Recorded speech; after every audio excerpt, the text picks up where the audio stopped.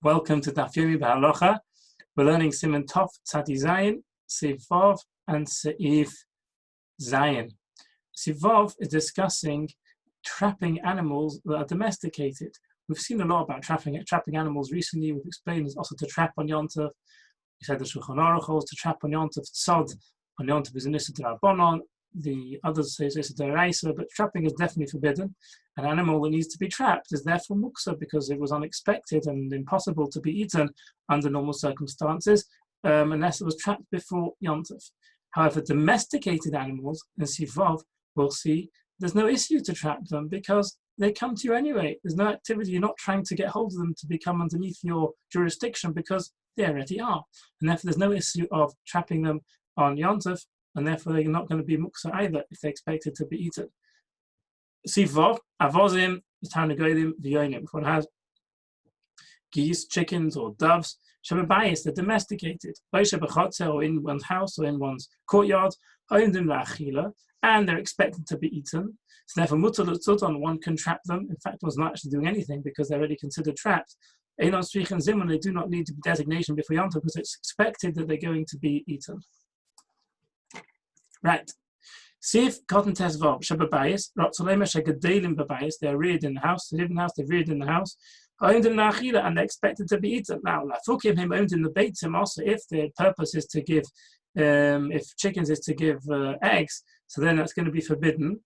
The man that oisa muksa beyond, according to the opinion in Siman Tov Tzadi Seif Dal, which Shulchan Aruch holds there, that item which is could be eaten because it's not expected to be eaten. For example, it was if for example is a chicken that's meant to give eggs, not to be eaten, that would be muksa. There's no issue of tzad on it, but there's an issa muksa because it's not expected to be eaten. Shulchan Aruch here is talking about animals, chickens, etc., which A, there's no issue of tzad, no issue to trap them because they're domesticated, and B, there's no issue of muksa because it's expected they're going to be eaten. If a person purchased these birds, he hadn't planned what use he's going to use them, they may be moved just because it's assumed that they're going to be eaten. And they're not going to be muksa, they do not need designation, and there's no issue of tzad because they're domesticated. One can trap them, even from a rishus rabbim, a public place. Even if you need a trap, they given the bomb, the klum ba'erev, since they come at night back to their coop, they and they always take food from this person's house. They're considered trapped already. That is talking about if you take hold of them in order to shech them. Because in truth, as we'll see, there's different types of domesticated animals. These domesticated animals come home at night, therefore they're semi-domesticated. Sometimes there would be an issa d'Rabbanan to trap them. Again, if they're always at home, then they're considered fully domesticated. It's not even issa d'Rabbanan to trap them, as you see in Hilchos Shabbos, Siman in Tezayin Sifid Beis. If they're semi-domesticated, they only come back at night. Then there's still an issa d'Rabbanan to trap them. But nevertheless, Mishum Simchas Yom Tov here, because of the Simcha of Yom Tov having these food items, these animals to be eaten, to eat them, then it's mutar halav haki. But otherwise, also they can't place him. Some place can say it's forbidden because they're only semi-domesticated, because they only come back at night. They're not absolutely fully domesticated. As we learn in Hilchos Shabbos. Right. A bird, a person bought recently, but it's not yet domesticated. It doesn't come back to its setting, its home, and evening, its area. Since it's not yet domesticated, it's considered an animal which is not under one's jurisdiction, and to trap it is an issa min ha'Torah. Therefore, Gamba Yom Tov, on Yom Tov also it's forbidden to trap them, even if they're already at home. Unless they're entered a small area, in which case they're considered trapped already, because since you could just in one sweep get hold of it, so therefore it's considered trapped. There's no issue of trapping someone which is already trapped. Hayadam says the you have these animals, these chickens at night, the birds sit on the beam and they sleep more or less. At that point, one can take hold of them. They name misavres because they become blind. Or at that point, therefore they don't at all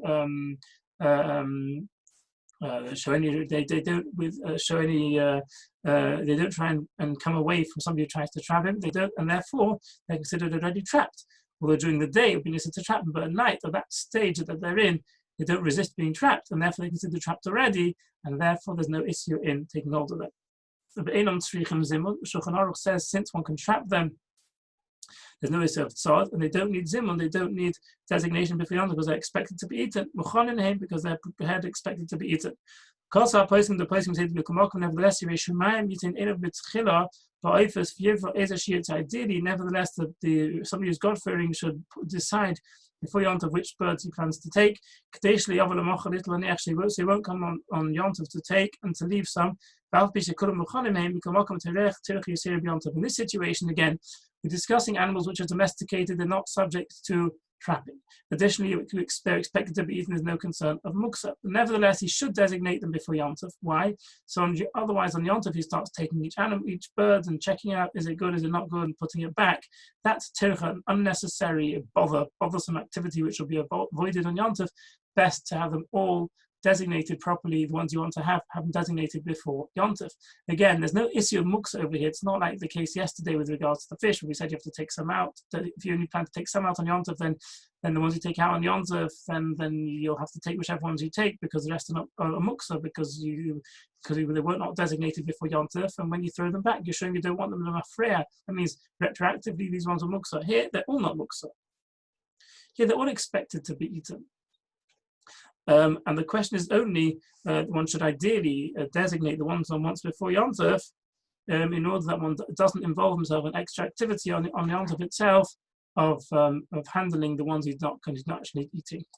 Says the Shulchan Aruch, Shar kol chayav v'oif, other animals that do need trapping and are subject to halachas of trapping, they're not domesticated. One would need to say, bring a trap to trap it. Also, one can't trap them, and also one can't even put food in front of an animal that needs trapping on Yontav. An animal that doesn't need trapping, means it's considered trapped already. You had an example, domesticated animal, for example. One can trap them. Trapping is not effective on them because they're considered trapped already. They're domesticated, they come to you as it is. And one can give food to these animals. What's wrong with giving food to an animal that's subject to the issa of tzad, of trapping? Sivkot new test. You'll see there. An animal which you can't get hold of in one jump, and you need to take a stop before you can reach it, then it's subject to tzad. There's an issa of tzad to trap it. For example, one needs to say, it's as if one has to call someone to bring a trap along, or again, that's the same. If a person can't get hold of it straight away, it's not considered trapped, then it's subject to trapping. The examples in C4 examples of domesticated animals that they come to you of their own volition, therefore there's no issue to trap them. With regards to birds, even if it's a closed area, that you could get hold of it in one jump. You can walk in a but if the window or a roof is open, then the animal can flee in that direction. Also, then to trap is an issa tzad min ha'Torah, because it's not underneath your jurisdiction, because it could run out the window. Mutar l'tzudon, says the Shulchan Aruch, an animal that is allowed to be trapped, provided it's not like it can trap it, so therefore one can also put food in front of it. That means that there's an issa to give food to an animal if there's an issa to trap that animal, because a person may come to trap the animal, therefore one can't even give it food. This is similar to the halacha we saw in Se'iv base, that one can't give food to an animal, but there it said an animal which is muksa, there's an issa to give food to it, as the concerned person may take hold of it and eat it.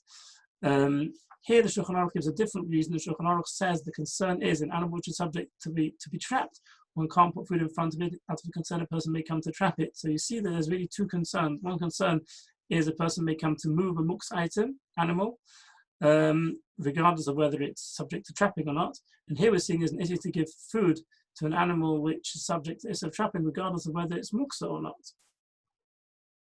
So we see both Isurim apply. So therefore, one can't put food in front of an animal that either is subject to the Issa of trapping or is subject to the Issa of Muksa. And therefore, the Mishnah Berurah Sif Kaf Chaf says, true, an animal which is permitted to be trapped, the Shulchan Aruch here says one can put food in front of it. However, Sif Kaf Chaf, Haina Im is Minot, that's when if it's designated to the Issa of Muksa, there's no Issa of Muksa. Olav Hachi, an animal which is not designated, which is subject to Muksa, true, there's no Issa of Tzad. But Olav Hachi, also the top, someone can't get hold of it, because one can't actually move it. So therefore, even if one could put food in front of it mitzad the dinim of tzod, there's an issa to move it because it's not designated as an issa of muksa. And according to the sif which we saw above in sif base, one also couldn't give blindness to it because one may come actually to take hold of it and to eat it. So therefore, really, these two sifim go hand in hand. Go hand in hand. Yeah. So Al Kapanim we've seen today, a domesticated animal is not subject to the Malach of Tzad.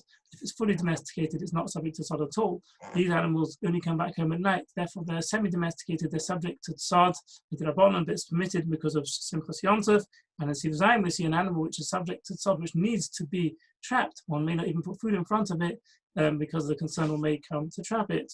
But one can leave food a little bit of a distance away, as we saw in Siv Cotton Hay. There's no concern you'll come to trap it in that case.